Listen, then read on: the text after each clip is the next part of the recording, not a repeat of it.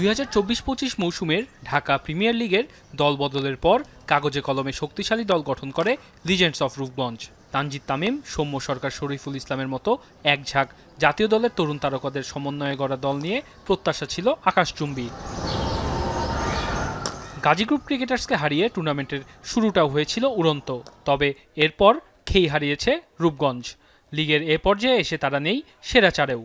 তবে বিরতির পর ঘুরে দাঁড়ানোয় নজর রূপগঞ্জ ওপেনার তামিমের।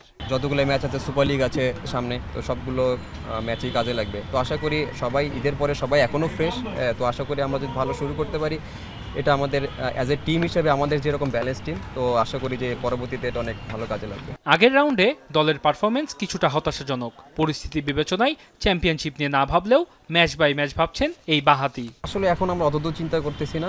আসলে রেসে থাকতে হলে এখন প্রত্যেকটা ম্যাচ ইম্পর্টেন্ট, আমাদের প্রত্যেক ম্যাচ বাই ম্যাচ এগোতে হবে। যেরকম কালকের ম্যাচটা আমাদের ইম্পর্টেন্ট, তারপর আমরা প্রতি ম্যাচ আমাদের কাউন্ট করতে হবে। তো আশা করি যদি আমরা ভালো একটা মোমেন্টাম পাই কালকে, তো আশা করি এটা ভালো হবে পরবর্তীতে।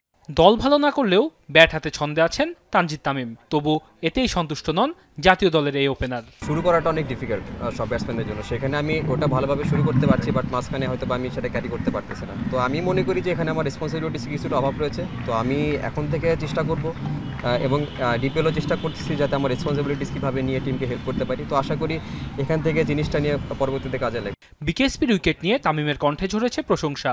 বিরতি শেষে সোমবার সেখানেই পার্টেক্সের বিপক্ষে ম্যাচ দিয়ে মাঠের লড়াইয়ে ফিরবেন তামিম আকবররা। ওয়াসিউল হক পান্থ, এখন, ঢাকা।